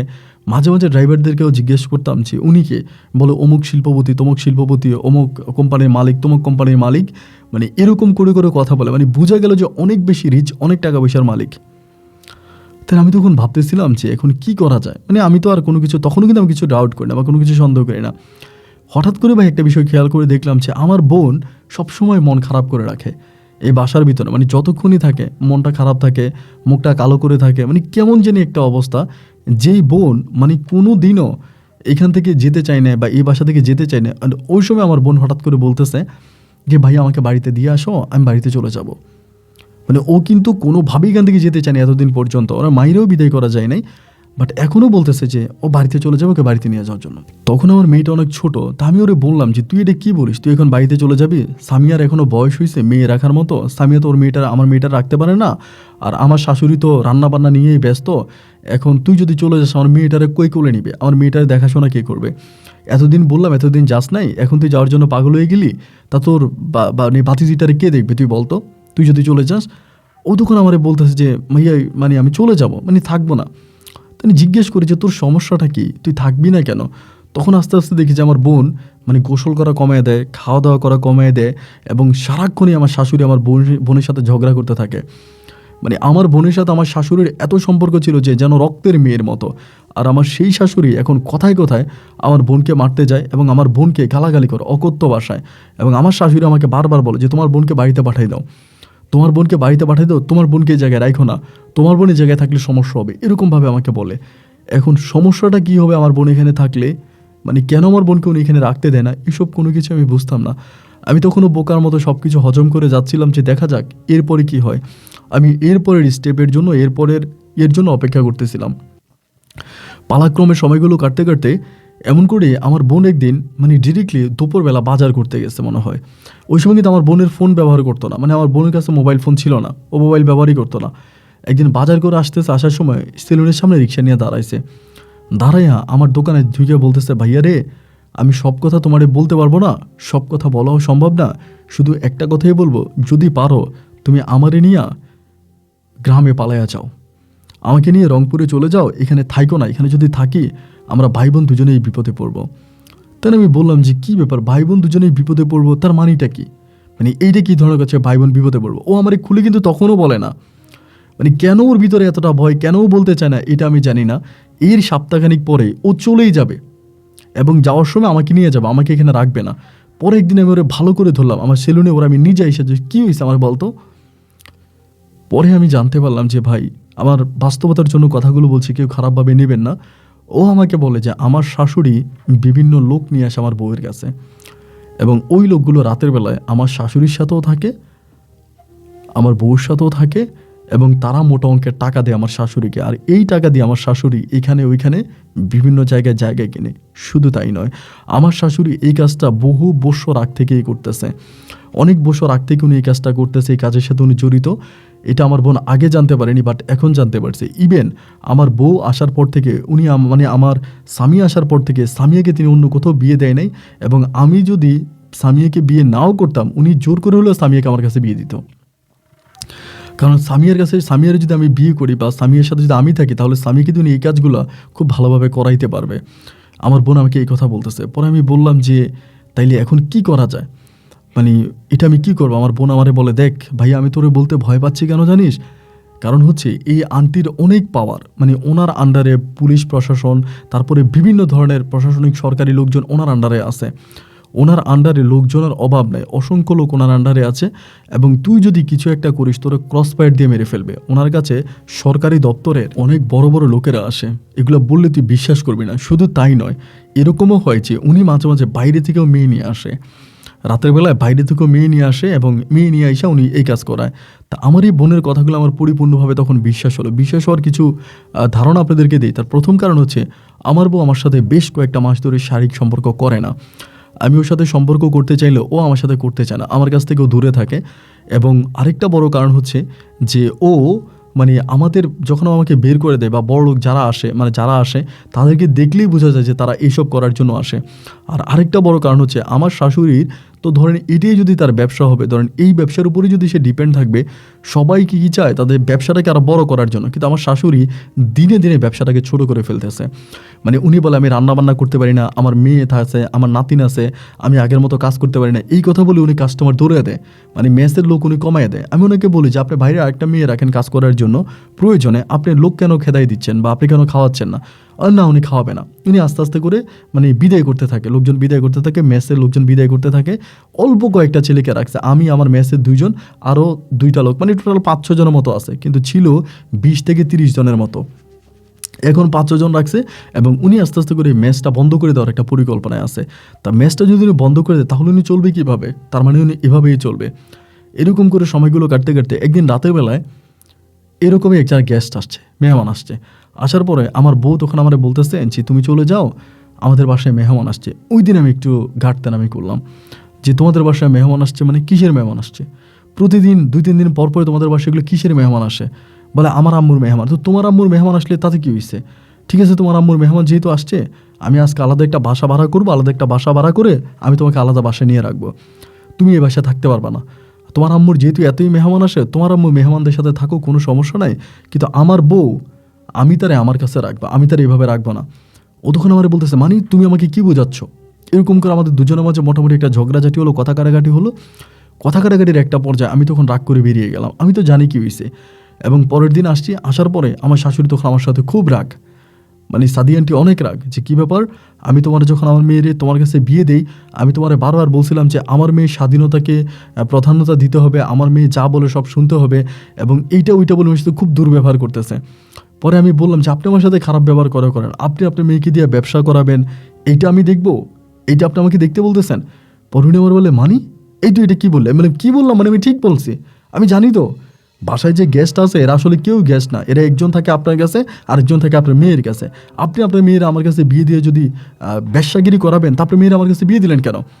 এই কথা বলা মাত্রই দেখেন উনি যদি ভালো হবে বা ওনার দিল যদি পরিষ্কার হবে, এই কথা বলা মাত্রই তিনি হঠাৎ করে আমার বোনের চুল চেপে ধরছে, মানে ফারজানার চুল চেপে ধরছে, ধরে বলতেছে এই তুই আমার ঘরে আগুন লাগাইতেছিস, তুই আমার ঘরে ঝগড়া লাগাইতেছিস।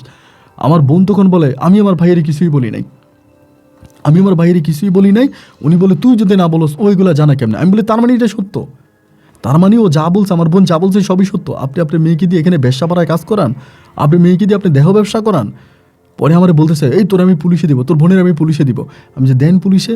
উনি বলে আমার মেয়ের 4 লাখ টাকা দিয়ে বিয়ে করছিস, আমার 4 লাখ টাকা কাবিনের টাকা দিয়ে দিতুই, আমার মেয়ের আমি তোর সংসার করবো না। আমি বলে আগে আপনার মেয়েকে আমি হসপিটালে নিব, এই পর্যন্ত আপনার মেয়েকে আপনি কত পুরুষের সাথে শোয়াইছেন, কত পুরুষের সাথে আপনার মেয়ে খারাপ কাজ করছে, এইটার প্রমাণ, এইটার ডকুমেন্ট আগে আপনি আমাকে দিবেন, এরপর এটা পরে আমি এগুলো হসপিটালে নিব।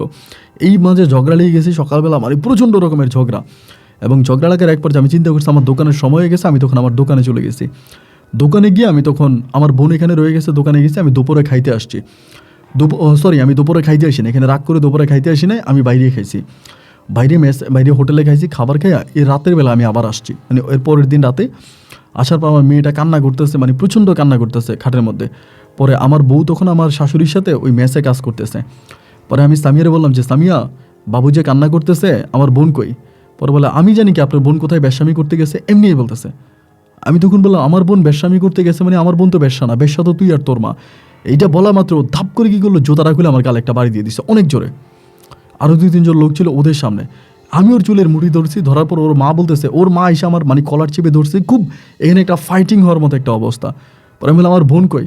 এবার উনি আমার শাশুড়ি বলতেছে তোর বোন পালাইয়া গেছে বেটা নিয়ে। আমি যে বেটা নিয়ে পালাইয়া গেছে, বেটা নিয়ে কোথায় পালাইয়া যাবে? বলে হ্যাঁ পালাইয়া গেছে, নাহলে কই গেছে আমি জানি না।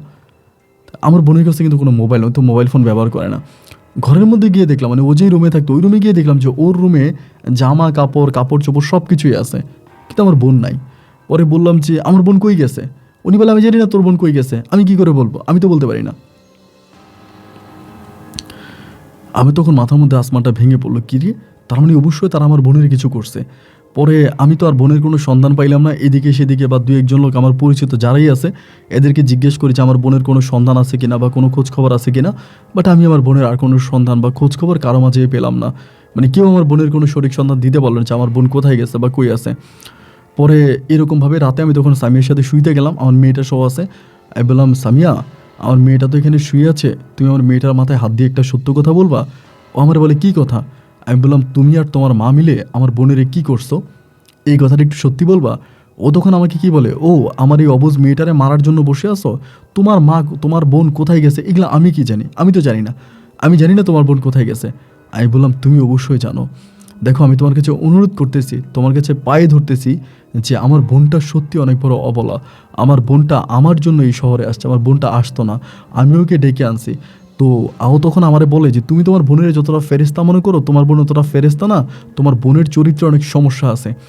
আমি বললাম, আমার বোনের চরিত্রে সমস্যা আছে যাই আছে, এ তো আমার বোন, আমার বোন আমার মায়ের পেটের বোন। তা তুমি একবার বলো যে তুমি আর তোমার মা আমার বোনের কই লুকাইছো? বলে, না, তোমার বোনরে আমরা কোথাও লুকাই নাই, তোমার বোন কই আছে না আছে এগুলো আমি কিচ্ছু কইতে পারি না। ওরে আমি পায়ে ধরার মতো অবস্থা, তারপরেও বললো না। না বলার পরে রাতটা কেটে গেল। আমি সকালবেলা তখন ওইখানে গেছি সেলুনে। এখন এই কথাগুলো কারো কাছে বলতেও পারি না, আমি যে কাউকে এই কথাগুলো জানাবো এরকমভাবেও পারি না, কারণ এটা আমার পারিবারিক একটা বিষয়, পারিবারিক একটা কথা। আমার বউ, আমার সন্তান, আমার শাশুড়ি, আমার বোন, এগুলো আমি কার কাছে বলবো, কাদের কাছে বলবো? সেলুনে কাজ করতেছি ভাই, কাজের মধ্যে কোনো মনোযোগ নাই। ধরেন চুল কাটতে আসলে চুল যেভাবে কাটতে বলে ওভাবে কাটতে পারি না, এবং সেভ যেভাবে করতে বলে ওভাবে করতে পারি না। মানে আমি আমার কাজে প্রচুর পরিমাণের গাফলতি করতেছি, আগের মতো কাজ করতে পারি না, কাজে অনেকটা আমার ক্ষতিগ্রস্ত হয়ে যাচ্ছি। পরে চিন্তা করতেছি আমি এখন করবোটা কি, কার কাছে যাব, কাকে কি বলবো, কিভাবে এটা থেকে আমি রক্ষা পাবো। প্রতিটা নিয়ত এরকম চিন্তা করে সারাটা দিন কেটে গেল। রাতের বেলা আবারও আসছি, আসার পরে ওই রাতে আবার গেস্ট আসছে, মানে ওদের বাসায় গেস্ট আসছে। তো গেস্ট আসা মানেই কি, এটা তো আমি জানি। আমাকে এবার যখন গেস্ট আসছে, আমি তখন বললাম, তো গেস্ট আসছে যেহেতু আমাকে এখন চলে যেতে হবে। ও আর ওর মা, আমার মেয়ে এক রুমে থাকবে, আরেক রুমে গেস্ট থাকবে, আমাকে চলে যেতে হবে। আমাকে তখনও বিদায় করে দিল, আমি তখনও চলে গেছি। চলে গিয়ে রাতের বেলায় আমার মানে মেসে গিয়ে তখন শুয়ে চিন্তা করতেছি আমি এখন কি করব। মানে আমি এখন কিভাবে এটা থেকে, আমার কথা হচ্ছে যে যত যাই হোক আমার বোনকে খুঁজে বের করতে হবে। আমার বোনকে ওরা কোথায় লুকাইছে, আমার বোন কোথায় গেছে, আমার বোনের সন্ধান আমাকে খুঁজে বের করতে হবে। এরপরে হচ্ছে বাকিটা, মানে পরেরটা পরে। এরকম করে কোনো কিছু খুঁজে পাই না, না পাওয়ার পরে আমি ভাবলাম যে আমি প্রথমে আইসা আমার মানে শাশুড়িরে বললাম। এরপরের দিন এই শাশুড়ির পা চেপে ধরে কান্না করতেছি যে দেখেন, আমার বোনটা আসলেই অনেক অবলা, আমার বোনটা গ্রামের সহজ সরল একটা মেয়ে, আপনার ডাকে সাড়া দিছে, বা আপনি যেভাবে বলছেন এভাবে আইনা আমি আপনার কাছে কাজে দিছি। আপনি মেহেরবানি করে আমাকে একটু বলেন যে আপনি আমার বোনটাকে কোথায় লুকাইছেন। উনি বলে, কোরআনের কসম, এই কসম সেই কসম, আমি আসলেই জানি না তোমার বোনের আমি কই, মানে তোমার বোনের আমি কোথাও নেই নাই, তোমার বোনের কি হয়েছে না হয়েছে এগুলো আমি কিছুই জানি না।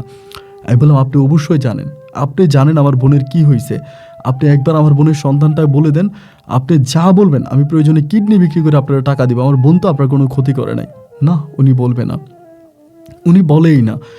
আমার বোন কোথায় গেছে, আমার বোনের কোনো সন্ধান পাই না। এদিক দিয়ে আমার আব্বা আম্মা বাড়ি থেকে বারবার ফোন দিতে আসে, কিরে ফারজানা কই, ফারজানার কোনো খোঁজ খবর পাইতেছি না।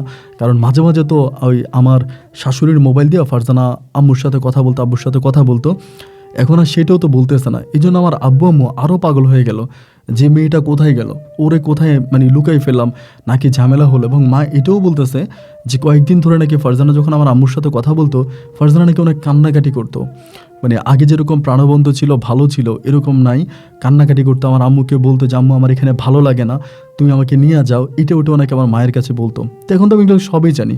ও তো আমার কাছে অনেকবার বলছিল যে ভাই আমাকে এখান থেকে নিয়ে যাও, আমি এখানে থাকবো না। তো এখন আমি ওরা কোথায় খুঁজবো বলেন?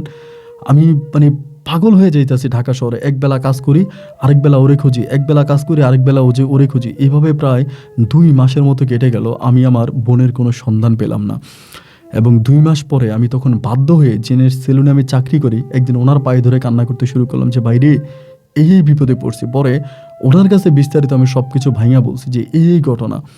উনি আমাকে বলে, একটা কাজ করো, একটা কাজ করেন, আপনি আপনার যেই শাশুড়ি আছে আপনার শাশুড়িটারে ধরেন, আপনার শাশুড়ির যদি আপনি ধরেন তাহলে আপনি সত্যিকার অর্থে বলতে পারবেন যে আপনার বোন কই আছে। একমাত্র আপনার শাশুড়ি জানে, কারণ ওই মহিলা খারাপ মহিলা, ওই মহিলাই আপনার বোনেরে লুকায় রাখছে, আমি এটা নিশ্চিত করে বলতে পারি। আপনি ওই মহিলাকে ধরলেই আপনি সঠিকভাবে জানতে পারবেন যে আপনার বোন কোথায় আছে।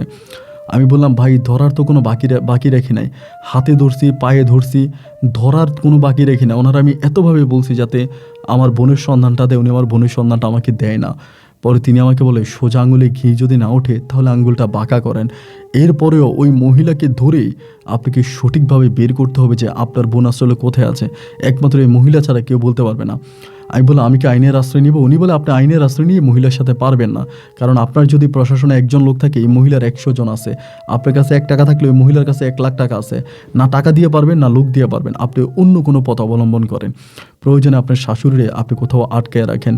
পরে আমার মেসে 2টা বন্ধু ছিল, ওই 2টা বন্ধু আমাকে তখন মানে মেস বলতে ওই যে আমার সাথে চাকরি করতো, ওদের দুজনের কাছেও বললাম যে কি করা যায়। ওরা দুজন তখন আমাকে একটা বুদ্ধি দিল, মানে যারা আমার সাথে কাজ করতো, যারা আমার কর্মচারী ছিল, মানে এক দোকানে আমরা চাকরি করতাম, ওরা আমারে বললো একটা কাজ করেন, আপনার শাশুড়ি আগে আটকান, একদিন আমাদের মেসে নিয়ে আসেন, আমাদের উপরে মেসে না আপনার শাশুড়ি আটকান, হাত পা বাইদা মরার ভয় দেখান। যদি হাত পা বাইদা মরার ভয় দেখান তাহলেই দেখবেন আপনার শাশুড়ি সত্যি কথা বলে দিবে। আমি তখন বলি আমার বউ তো আছে, আমার বউ থাকতে আমার শাশুড়ির আমি এখানে আনবো কেমন করে? ওরা বলে যে সমস্যা নাই, আপনি একদিন আপনার বউরে নিয়ে কোনো মতো একটু বাইরে যান, আপনার বউরে নিয়ে আপনার সন্তান নিয়ে আপনি একটু বাইরে যান, আর আমরা ওই মহিলারে নিচতলা থেকে বাইদা উপরে আইনা ওই রুমের মধ্যে বাইদা রাখবো, ওই রুমের মধ্যে বাইদা রাখবো। এরপরে রাতের বেলায় বা আমরা ওই মহিলার কাছ থেকে সত্য কথা বের করব যে আসলে এই মহিলা আপনার বোনকে কোথায় লুকাইছে। আমি বললাম আচ্ছা ঠিক আছে। তার 2 দিন পরে আমি আমার বউরে বললাম, বউরে আমার ভালো লাগতেছে না, শরীরটা অনেক খারাপ লাগতেছে, চলো না আমরা বাবুরে নিয়ে একটু ঘুরে আসি। আমার বউ আবার ঘোরাফেরা অনেক পছন্দ করে, যতই খারাপ হোক ঘোরাফেরা করতে পছন্দ করে। তো আমাকে বলো আচ্ছা ঠিক আছে চলো, কই যাবা? পরে আমি আমার বউ নিয়ে ওই চিড়িয়াখানায়, আমার বাচ্চারা নিয়ে চিড়িয়াখানাতে গেছি এবং ওদের সাথে আমার মোবাইলে কথা হইতেছে। ওরা বলতেছে যে ভাই কোনো টেনশন করেন না, আমরা রুমে নিয়ে আসছি, রুমে আই না হাত পা বাইদা মহিলার মুখে কষ্টে পেশায় দিছি। আমি বললাম আচ্ছা ঠিক আছে। পরে বাসায় আসছি, বাসায় আসার পরে আমার বউ বলতেছে যে কী ব্যাপার আম্মু কই? ওর আম্মু কিন্তু দোতলায়, মানে এই বিল্ডিংয়ের দোতলায় বাঁধা অবস্থায় আছে। পরে আমি বললাম তোমার আম্মুকে আমি তো বলতে পারি না। পরে বলি কী বলো, আম্মু তো এখানেই ছিল, তো আম্মু কোথায় যাবে? তো এটা যদি একটু বস্তি টাইপের ছিল, ও বের হয়ে অনেকে জিজ্ঞেস করতেছে যে ওর মারে দেখছে কিনা, সবাই বলে ওর মা নাই। সন্ধ্যা হয়ে গেল, ওর মায়ের কোনো খবর পাওয়া গেল না, ও তখন কান্নাকারি শুরু করছে। আমি বললাম তুমি টেনশন করো না, তুমি থাকো, আমি দেখি তোমার মায়ের কই পাওয়া যায়, আমি দেখি থানায় যে একটু খোঁজখবর নেই। এই কথা বলে আমার বউ এবং আমার সন্তানকে আমি বাসায় রেখে তখন আমি আস্তে আস্তে দোতলা, মানে আপনার থানার কথা বলে দৌড় দিয়া দোতলায় উঠে যাই। দোতলায় উঠে রুমে যাই, রুমে যেয়ে দেখি যে ওরা বাইদা রাখছে। ওই দিন পুরো সেলুন ওরা বন্ধ রাখছে। আমার 2 বন্ধু এবং সেলুনের যিনি মালিক ছিল উনি অত্যন্ত ভালো মানুষ, উনি সহ তখন সেলুন বন্ধ। ওইখানে গিয়ে আমি ওরা আটকাই, মানে ওই মহিলারা আটকাই, মানে মহিলারা ওইখানে পাওয়ার পর উনি আমার দিকে চোখ মানে বড় বড় করে ফেলছে, ভয়ঙ্কর নজর আমার দিকে তাকে আছে এবং বলতেছে তোরে আমি জেলের ভাত খাওয়াবো, তোরে আমি এটা করবো, ওরে আমি সেটা করবো, মানে বিভিন্ন কথা বলতেছে। আমি তখন বললাম যদি আপনি জীবন বাঁচাতে চান, যদি আপনি বাঁচতে চান তাহলে আপনি বলেন আমার বোন কই আছে। যদি আপনি এটা না বলেন তাহলে খুব খারাপ হয়ে যাবে। উনি আমাকে বলে খারাপের বাকি রাখছোস কি? তুই তো খারাপের কিছু বাকি রাখোস নাই, তুই ক্যাডার দিয়ে তুই মাস্তান দিয়ে আমাকে ধরাই আই না, তুই আমাকে এখানে বাইদা রাখছিস, তুই কি মনে করিস আমি তোরে এমনি ছেড়ে দিব? আমি তোরে এমনি ছাড়বো না, আমি তোরে 14 শিকের ভাত খাওয়াইয়া ছাড়বো। আমি বললাম দেখেন আমি আপনাকে ছেড়ে দিব, ভালোই ভালোই বলতেছি, আপনি বলেন আমার বোন কই আছে। উনি আমাকে কোনো কিছুই বলে না। না বলাতে আমি তখন আবার নিচতলায় আসছি, আসে আমার বউয়ের কাছে গেলাম। বউ আমার বলে থানায় গেছো? আমি বললাম হ্যাঁ থানায় গেছি, জিডি করছি এবং জিডি করে আসছি থানার মাধ্যমে, কিন্তু তোমার মাকে তো খুঁজে পাওয়া যায় না। এইখানে কথাটা একটু খেয়াল করে শুনবেন, আমি আমার বউয়ের কাছে কিন্তু বলছি যে আমার মানে ওর মাকে পাওয়া যাচ্ছে না, আমি থানাতে জিডি করে আসছি, এটা আমি ওকে বলছি। এইটা বলে তখন ও আর আমি সারাটা রাত রাস্তা ওর মারে খুঁজতেছি, ওর মা কোথায় গেল, কোন জায়গায় গেল, দুজনেই মিলে খুঁজি, কিন্তু ওর মারে আর খুঁজে পাওয়া যাচ্ছে না। দেখতে দেখতে সকাল হয়ে গেল, আমি সকালেও তখন প্রচুর কান্নাকাটি করতেছে ওর মেয়েরে নিয়ে। আশেপাশে এই বিল্ডিং থেকে ওই বিল্ডিং থেকে বিভিন্ন জায়গা থেকে লোকজন আসতেছে, ওর মারে খুঁজে পাওয়া যাচ্ছে না কী হয়েছে, এবং কিছুদিন আগে আমার বোনকে এখান থেকে খুঁজে পাওয়া যাচ্ছে না। এই অবস্থার মধ্যে আমার বন্ধুরা, মানে আমার ওই বন্ধুরা আর আমার সেলুনের মালিক তখন বললো কী করা যায়। আমি বললাম ওই মহিলারা যেভাবে বাইদা রাখছেন ওভাবেই বাইদা রাখেন এবং আপনারা সেলুন খোলেন। পরে আমার ওই মালিক সেলুন খুললো, আমার 2 কর্মচারী মাঝে 1 কর্মচারী সেলুনে গেল, আরেকজন এখানে মহিলার সাথে রয়ে গেল। এইভাবে ওই দিনটাও কেটে গেল। ওই দিনটা কেটে যাওয়ার পরে ওই দিন রাতে, প্রায় রাত্রে আপনার 7টা কি 7:30টার দিকে আমি তখন গেছিলাম দোতলায়, মানে দোতলায় ওর মার কাছে। ওর মারে আমি তখনও ধমকাইতে আছি যে আপনি আমারে বলেন যে আপনি মানে কোথায় আমার মেয়েকে, আমার বোনকে কোথায় লুকিয়ে রাখছেন, আপনি বলেন। ওইটাই ধমকাধমকি করতেছে। আমার বউ তখন বাসায় আসছে, আমি কিন্তু দোতলা থেকে নামছে, আমার বউ আমার বলে তুমি কই গেছো? আমি তো তোমার মায়ের এই খুঁজতে গেছি। বলো কোথায় গেছো? আমার মায়ের এই দিক সেদিক খুঁজতেছি। তো এই 2টা দিনে কিন্তু সামিয়া মোটামুটি আমাকে অনেকটা ডাউট করে ফেলে, অনেকটা সন্দেহ করে ফেলে। ওর মনে সন্দেহ জাগে যে মোটামুটি মনে হয় আমি কিছু একটা করতেছি বা আমি কিছু একটা করি, এরকম করেও আমাকে সন্দেহ করে। এরপরেও আমাকে রাতে 10টার দিকে আমাকে বলে যে, পরশ তোমাকে একটা কথা জিজ্ঞেস করব। আমি বললাম হ্যাঁ করো। কই তুমি কি আজ থেকে 2 দিন আগে থানায় গিয়ে আমার মাকে পাওয়া যাচ্ছে না এরকম কোনো জিডি করছিলা? আমি বলছি হ্যাঁ করছি তো। কোন থানায় করছো? আমি তখন থানার নাম বললাম। ও বলে আমি ওই থানায় গিয়ে ওসির সাথে কথা বলছি এবং আমি নোটিশ দেখছি যে কোথাও আমার আম্মুর নামে কোনো জিডি হয়নি, আমার আম্মু হারিয়ে গেছে ওরকম কোনো জিডি থানার মধ্যে করা হয়নি। তুমি আমার কাছে মিথ্যা কেন বললা? আমি বললাম আরে না, আমি মিথ্যা বলতে যাবো কেন, আমি তো মিথ্যা বলি নাই, তোমার আমার নামে জিডি করছে। বলে জিডি তুমি করো নাই, আমার মা কোথায় আছে এটা সম্ভবত তুমি জানো। এই রাতের মধ্যে আমাকে এটা বলে। আমি বললাম আরে না, তোমার মা কোথায় আছে আমি জানবো কি করে? তোমার মা কি আমাকে বলে গেছে নাকি? আমি তো তোমার সাথেই বের হইলাম, দুজনে একসাথে বের হইলাম, একসাথেই বাসায় আসলাম, তো তোমার মা কোথায় যাবে আমি তো এটা বলতে পারি না। ও আমাকে বলে যাই করো ভেবে চিন্তে কইরো, এইটা বলে ও ঘুমায় গেছে। ওইটুকুই। সকালবেলা দেখলাম যে ও খুব রিল্যাক্সে আছে, মানে ওই দিনে ও খুব রিল্যাক্স, কোনো টেনশন নাই, প্যারা নাই, মানে রিল্যাক্সে আছে। পরে আমি সকালে উঠা হাত মুখ দিয়ে আমি তখন বললাম যে ঠিক আছে আমি সেলুনে যাচ্ছি, অনেকদিন ধরে সেলুনে যাই না, সেলুনে অনেকদিন ধরে যাওয়া হচ্ছে না, আমি সেলুনে যাই, তুমি দেখো যে তোমার আম্মারে খুঁজে পাওয়া যায় কিনা। এটা বলে আমি সেলুনে গেলাম। ওই 2 ভাইয়ের মধ্যে, আমার ওই বন্ধু 2 ভাইয়ের মধ্যে একজন তখন ওই আমার শাশুড়ির সাথে রুমে আছে, আবার আরেকজন আমার সাথে সেলুনে গেছে। তো সেলুনে যাইতেছে আমার দোকানদার যিনি সেলুনের মালিক, উনিও বলে যে কী ব্যাপার পরো, সেভাবে মহিলারা কয়দিন আটকায় রাখবা, মহিলার কাছ থেকে তো কোনো কথা বের করা যাচ্ছে না, তোমরা তো চেষ্টা করতেছো, আর এই মহিলার এখন ছেড়ে দিলেও তো বিপদে পড়বা, কি করবা? মানে উনিও তখন খুব টেনশনে পড়ে যায়। এই অবস্থার মধ্যে প্রায় 11টার দিকে হঠাৎ করে আমার এই দোকানের মধ্যে পুলিশ আসে, এসে জিজ্ঞেস করে পরশকে। আমি বললাম যে আমি পরশ। আমি পরশ বলা মাত্রই পুলিশ আমাকে হ্যান্ডকাপ পরাই ফেলে, এবং হ্যান্ডকাপ পরে মানে এই জায়গায় হ্যান্ডকাপ পরে, এবং হ্যান্ডকাপ পরে যখন নিতেছে ব্যানে উঠাবে পুলিশের ব্যানে, আমি দেখি আমার বউ আমার সন্তান কোলে নিয়ে দাঁড়ায় আছে। আমি তখন বউর দিকে তাকাইয়া বললাম যে বউ আমাকে কেন নিয়ে যাচ্ছে? বলে আমার মাকে বের করার জন্য, কারণ আমার মা কোথায় আছে এটা তুই জানোস। এই বলে পুলিশ তখন আমাকে ব্যানের মধ্যে টাইনা, পুলিশের ওই ব্যানে টাইনে উঠে ফেললো। মানে আমি জাস্ট অবাক হয়ে গেলাম যে আমাকে ব্যানে টান দিয়ে পুলিশ নিয়ে যাইতেছে। আমার বউ পরে থানায় নেওয়ার পর আমি জানতে পারি আমার বই আমার নামে মামলা করছে যে আমি নাকি তার মাকে ঘুম করে রাখছি, তার মারে লুকিয়ে রাখছি। এরপরে পুলিশ আমাকে রাতের বেলায়, আসলে নির্যাতন কাকে বলে আমি আসলে বলে বোঝাতে পারবো না, আমাকে ইলেকট্রিক শর্ট দেওয়া হয় এবং এমনভাবে আমাকে টর্চার করা হয়, আমি আসলে ভয়ে পুলিশের কাছে মানে বলেই ফেলছি যে আমার ওর মাকে আমি ওখানে লুকিয়ে রাখছি। এই রাতের বেলায় পুলিশ ওখানে অভিযান চালিয়ে ওই মানে দোতলা থেকে ওর মাকে উদ্ধার করে, এবং ওর মাকে উদ্ধার করে সাথে আমার যে 2টা বন্ধু আমাকে সাহায্য করেছে ওই 2টা বন্ধুকে পুলিশে ধরে নিয়ে যায়। ওর মা তখন ডিরেক্টলি হচ্ছে পুলিশের কাছে জবানবন্দি দেয়, আমি ওর মাকে ওই জায়গার ভিতরে আটকায় রাখছি, এবং আটকায় রাখা বিভিন্ন পুরুষ দিয়া আমি ওর মায়ের সাথে খারাপ কাজ করাইছি। যেমন আমার 2টা বন্ধু ওনার সাথে খারাপ কাজ করছে, আমার দোকানের যিনি মালিক ওনার নাম বলল, এবং আমি বিভিন্ন লোক আইনা ওই রুমে ঢুকাইতাম এবং জোর করে আমি ঢাকা শহর ওনাকে আটকায় রেখে ওনাকে দিয়ে খারাপ কাজ করাইতাম। আমার শাশুড়ি এই স্টেটমেন্ট দিল, এবং এই স্টেটমেন্ট দেওয়ার পরে তখন আমি, আমার ওই 2 বন্ধু এবং আমার ওই দোকানের মালিক, আমরা 4 জনই তখন পুলিশের হেফাজতে চলে গেলাম। আমাদেরকে তখন ধরে নেওয়া হলো, এবং ওই ধরে নেওয়াতে 2 জনের আমার ওই 2টা বন্ধু বের হয়েছে, তারা গ্রাম থেকে টাকা আনছে, এবং একইভাবে আমার এই যে ছিল যে আমার আপনার দোকানের মালিক ছিল উনিও মোটামুটি বের হয়েছে, কিন্তু আমি বের হইতে পারি না। আমি ওই মামলায় টানা 1 বছরের মতো জেল খাটি, 1 বছরের মতো আমি টানা 1 বছর জেল খাটি। 1 বছর পরে আমি এই মামলা থেকে বের হই, এবং ওই মামলা থেকে 1 বছর পরে বের হওয়ার পরে আমি আমার বোনকে খুঁজতে থাকি, এবং 1 বছর পরে বের হয়ে আমি জানতে পারি যে আমার মা মারা গেছে। আমার মা মারা গেছে, আমার বোনের কোনো সন্ধান আমি এই পর্যন্ত পাই নাই। এবং এরপরে আমি আমার যেই দোকানে যিনি আমাকে সাহায্য করেছিল ওনার দোকানটাও ভেঙে দেওয়া হয়, উনিও দোকানপাট সব কিছু বন্ধ করে গ্রামে চলে যায়, মানে সেলুনের যিনি মালিক ছিল উনি গ্রামে চলে যায়, এবং 2 কর্মচারী তারাও গ্রামে চলে যায়। আমি বের হওয়ার পরে আরেকটা জিনিস জেনে আমি অবাক হই, আমার বউ এবং আমার শাশুড়ি এবং আমার মেয়েটাকে দিয়ে মানে ওরা ওই কাজটাই করতেছে। ওরা একটা বিএফে একটা জায়গায় ফ্ল্যাট ভাড়া করছে, বিভিন্ন লোকদেরকে নিতেছে আনতেছে, এবং আমাকে আমার শাশুড়ি ধমক দেয় যে তুই বেশি কথা বলিস না, বেশি কথা বললে আমার মেয়ের যে 4 লাখ টাকা কাবিনে বিয়ে করছিস ওই 4 লাখ টাকা তোর দেওয়া লাগবে। আমি আদৌ জানি না যে আমার বোন বেঁচে আছে কি মরে গেছে, আমার বোন কোথায় আছে, কোন জায়গায় আছে, কার কাছে আছে, এর কোনো কিছু আমি জানি না। তবে এই পর্যন্ত যত হুজুর কবিরাজ যাদের কাছেই গেছি সবাই বলে আমার বোন বেঁচে আছে। তো আমার বোন কোথায় আছে এটা আমি আর বলতে পারি না।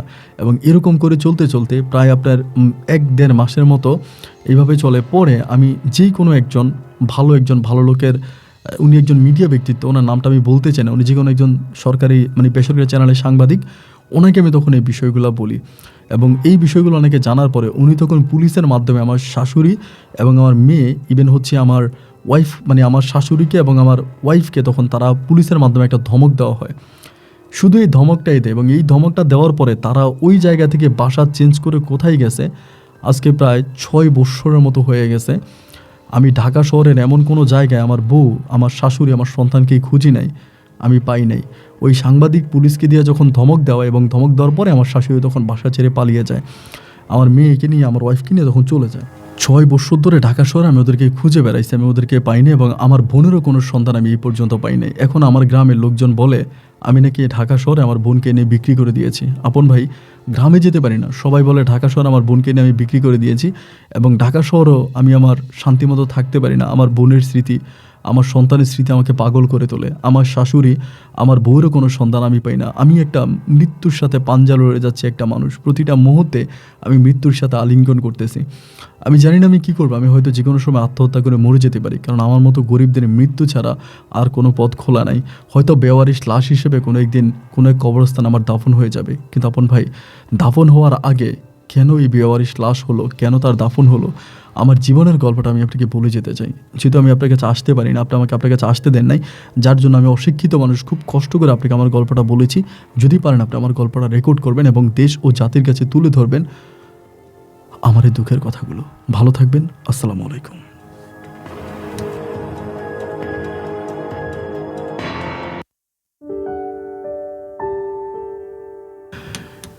প্রিয় বন্ধুগণ, সবাইকে অনেক বেশি ধন্যবাদ এতক্ষণ পর্যন্ত রংপুরের ভাই পরশের জীবনের কলিজা কাঁপানো বাস্তব গল্পটা আমার মুখে শোনার জন্য। বন্ধুরা, আমি পরশ ভাইয়ের সাথে ফোনে যখন কথা বলি, উনি আমাকে জাস্ট একটা কথাই বললো যে ভাই, আমি কোনো বিচার পাইনি বা আমাকে কেউ সাহায্য করেনি। আপনার মতো একজন সাংবাদিক, সে আমাকে সাহায্য করতে আসছে এবং সে আমাকে সাহায্য করতে গিয়ে আমার শাশুড়ি, আমার বউ এবং আমার সন্তানকে নিয়ে যে কোথায় চলে গেছে, আজকে 6 বছর আমি তাদের কোনো সন্ধান পাই না। তো আসলে আমি এটা সমাধা কী দেবো বা কী বলবো, আমার আসলে মাথায় কিছুই আসতেছে না। একে তো তার বোনটা হারায় গেল, সেই বোনের কোনো সন্ধান তো পেলই না, এবং শাশুড়িকে ধরতে গিয়ে সেই শাশুড়ি, বউ এবং তার সন্তান নিয়ে কোথায় চলে গেল এটার কোনো সঠিক ঠিকানা পাওয়া যাচ্ছে না। এই টেনশন করতে করতে হয়তো তার মাটা কবরে চলে গেছে এবং বাবাটাও মৃত্যু সজ্জায়। ঠিক এই বান্দার মতো দুঃখী মানুষ, আমার আসলে গল্পটা রেকর্ড করে আমার নিজের অনেক কষ্ট হচ্ছে মানুষটার জন্য। আমার কোনো কিছু করার নাই, আমি তার জন্য কিছু করতে পারলাম না, কিন্তু তার গল্পটা আপনাদেরকে শোনালাম এবং আপনাদেরকে অনুরোধ করবো যে আজকে যারা পরশের জীবনের গল্পটা শুনেছেন, আপনারা পরশের জীবন থেকে সতর্ক হন। দেখুন, ঢাকা শহরে এরকম চক্র অ্যাভেলেবেল আছে এবং এই চক্রগুলোর কাছ থেকে নিজেকে সতর্ক রাখুন। শুধু ঢাকা শহর নয়, পৃথিবীর সবগুলো দেশে এরকম খারাপ চক্রগুলো থেকে থাকে। সুতরাং এই চক্রগুলোর কাছ থেকে সাবধান হন, তবে আমার এই গল্পটা বলা সার্থক আর আপনাদের শোনা সার্থক। সবাই ভালো থাকবেন, সুস্থ থাকবেন, এই শুভকামনায় আজকের মতো এখানেই বিদায়। দেখা হবে অন্য দিন অন্য কারো বাস্তব জীবনের গল্প নিয়ে। আল্লাহ হাফেজ অ্যান্ড আসসালামু আলাইকুম।